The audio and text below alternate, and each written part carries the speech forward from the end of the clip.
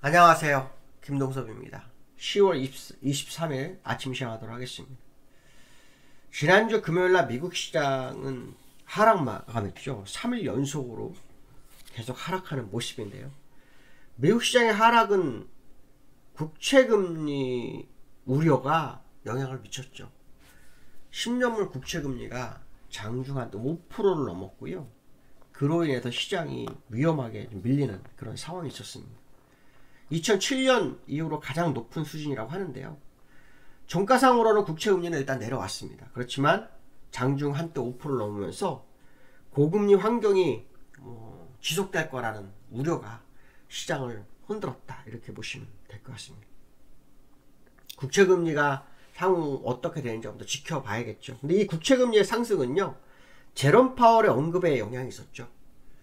제롬 파월의 언급을 통해서 미국 연준이 추가적 긴축 가능성이 열리는 거 아닐까라는 불안감이 국채금리를 올렸습니다. 지난주 목요일날 행사에서 인플레이션이 여전히 높다고 얘기했고요. 정책이 제약적이지만 너무 긴축도 아니다. 그리고 금리가 너무 높은 수준이라고 생각하지 않는다. 이런 발언을 했죠.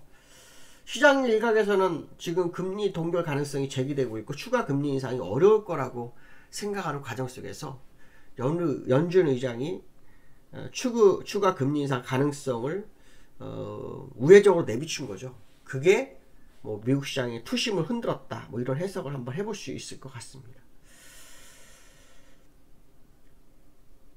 하마스와 이스라엘 분쟁이 미국 시장에 영향을 덜 주는 대신에 자국 내의 어떤 이슈가 시장을 흔들고 있다, 이런 해석을 해야 되겠죠.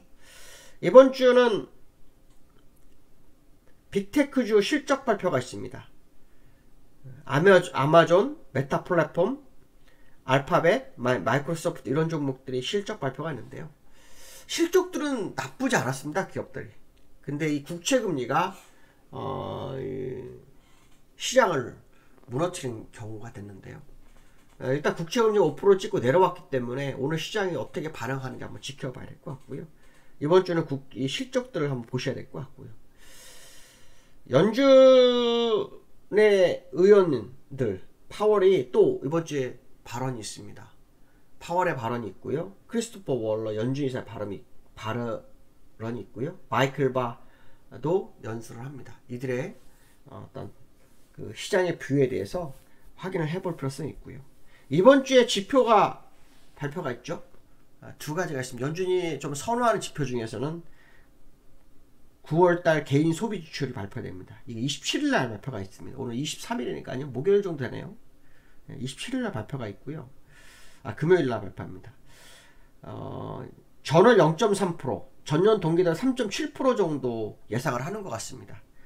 8월달에는요 0.1% 증가했고요. 전년 동기대비 3.9%였으니까 약간 둔화됐을 확률이 높죠. 그러니까 월별로는 강화된 확률이 높고 연별로는 약간 둔화됐을 확률이 높습니다. 어느 쪽에 포인트를 맞추는지 봐야 되겠죠. 그 다음에 국내 총생산 GDP 발표가 26일 날 있는데요. 이게 2분기 때 잠정이 2.1%였어요. 2.1%였는데 이번에 3분기 거는 4.1% 예상하네요. 굉장히 성장이 많이 한 걸로 지금 나오고 있습니다. 그래서 시장이 이거 어떻게 봐야지? 너무 성장이 좋으면 이게 또 시장에는 안 좋은 거죠. 지금 뭐든지 둔화가 돼야 되는 상황인데 둔화가 안 되고 있으면 시장이 조금 안 좋은 쪽으로 흘러갈 수 있다, 이런 해석도 되겠죠. 어쨌든 일단 국채금리가 추가로 안 가는지 안 가는지가 중요하고요. 거기에 실적, 그 다음에 지표, 이렇게 수순으로 보시면 되지 않을까 싶네요. 미국 시장을 좀 보면요, 나스닥, 다우, 나스닥 1.5% 빠졌네요. 다우는 0.8% 빠졌고요. 다우가 0.8% 빠졌는데요. 지난번 저점까지는 내려오지 않았죠. 그냥 여기서 좀 멈춰있는 상태입니다. 그래서 오늘 밤의 흐름이 미국이 좀 중요하겠죠. 다시 여기를 깨고 내려갈지 아니면 여기서 반등을 시도할지가 아주 중요할 거다, 그런 해석을 한번 해볼 수 있을 것 같고요. 나스닥을 좀 보면요, 나스닥은 지난번 저점 연장선에 와 있죠. 이게 이런 경우는 기술적으로 좀 어려운 부분이죠. 깨기가 조금 부담스러울 겁니다. 깨기는 물론 이거는 제 개인적 생각이기 때문에 지켜보셔야 되겠지만 기술적으로 제가 하는 일목균형표상으로는 조금 버거운 자리에 있다 이런 해석도 됩니다. 그래서 어쩌면은 오늘 반등이 있을 수도 있겠다는 생각 한번 해봐야 되겠죠. 아까 뉴스 잠깐 보니까 뭐 지상군 투입이 뭐 가자에 있다 뭐 이런 얘기도 있는데요. 일단 그게 되면은 뭐 악재가 일단 소멸된 걸 수도 있겠다는 생각도 할 수 있거든요. 그래서 한번 지켜볼 필요성이 있을 것 같고요. 그 다음에 유가가 오히려 유가는 좀 내려왔습니다. 유가는 좀 내려온 서부텍사스 중전류 기준으로 보면요, 유가는 좀 내려왔습니다. 지금 요 하락 추세선 사이로 지금 움직이는데 원래 이거는 이 추세는 돌파대라고 있는 거거든요. 그래서 이게 만약에 돌파돼서 정말 쭉 뻗어버리면 원달러에도 상당히 영향을 미치기 때문에 시장이 하락으로 기울 확률이 높죠. 저는 사실 요 근처에서는 조금 괜찮은 위치다라는 걸 했는데, 그러니까 추가 하락을 되기 이전에 뭐 일시적인 반등이나 뭐 이런 게 있을 수 있다는 생각을 많이 하고 있는데요. 이게 만약에 올라가게 되면 좀 고라퍼질 수 있죠. 그래서 한번 시장 상황을 계속 점검하면서 좀 접근할 필요성이 있겠다, 뭐 이런 말씀 좀 드리고 싶고요. 그 다음에 지난주 금요일날 뉴스 중에 하나가 뭐였냐면 주식 반대 매매가 사상 최고치를 기록했다 이런 얘기입니다. 이게 무슨 말이냐면 B2죠. B2. 내 현금 가지고 주식을 샀는데 반대 매매 나올 리는 없죠. 근데 이제 뭐 물렸거나 했을 때 단가 낮추느냐고 현금 없이 담보 설정해서, 주식을 담보 설정해서 대출을 받고 주식을 사게 되면 평단가 낮아지는데, 문제는 뭐냐면 이 담보 비율이 문제가 됐을 경우에는 반대 매매가 나가거든요. 그게 이제 손실을 가중시키는 그런 결론이 납니다. 그래서 웬만하면 담보 대출은 안 받는 게 좋죠. 안 받는 게 제일 좋습니다. 이거는 수익을 한번 날 때는 크게 날 수 있지만 깨질 때는 거의 원금이 다 날라가죠. 한 방에 날라갑니다. 이제 경우수를 제가 증권사에서 봤기 때문에 B2는 자제하는 게 좋은데요. 이 B2가 하루에 5천억이 쏟아졌답니다. 근데 이게 5천억이 쏟아지면은 개인들은 거의 손실이 난 거죠. 왜냐하면 이 B2를 기관이나 외국인이 쓰지 않지 않습니까? 거의 대부분 이걸 개인이 씁니다. 그러니까 뭐 과거 사례는 B2가 뭐 많이 나오면은 괜히 시장이 안 좋다 뭐 이런 식으로 해석을 하는 거죠. 그래서 일단 5천억 정도 나가는데 이게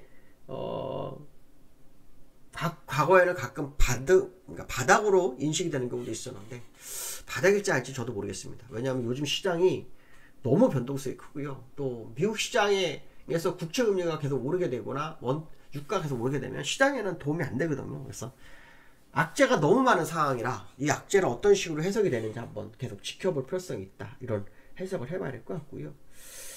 코스피가 2400이 무너졌는데요. 외국인이 매수를 했어요.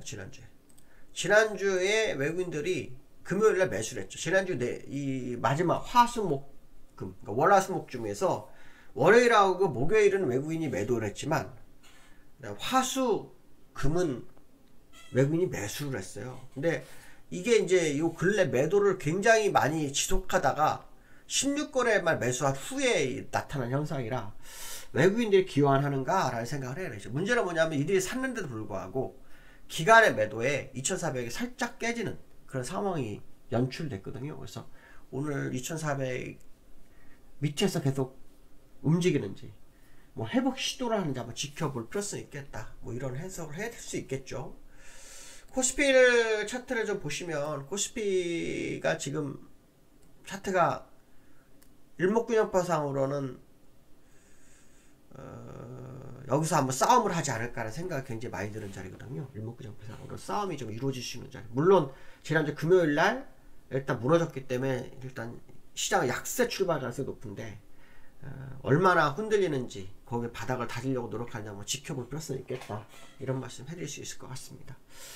오늘 시장에서는 기관의 흐름을 한번 보실 필요성이 있겠죠. 왜냐면 지난주에 기관이 아까 보시면 외국인은 샀는데 기관은 팔아서 내렸기 때문에 기관의 어떤 매매 형태가 시장의 방향성을 좀 좌지우지하지 않을까, 이런 생각도 해봐야 될 것 같습니다. 오늘 여기까지 하겠습니다. 감사합니다.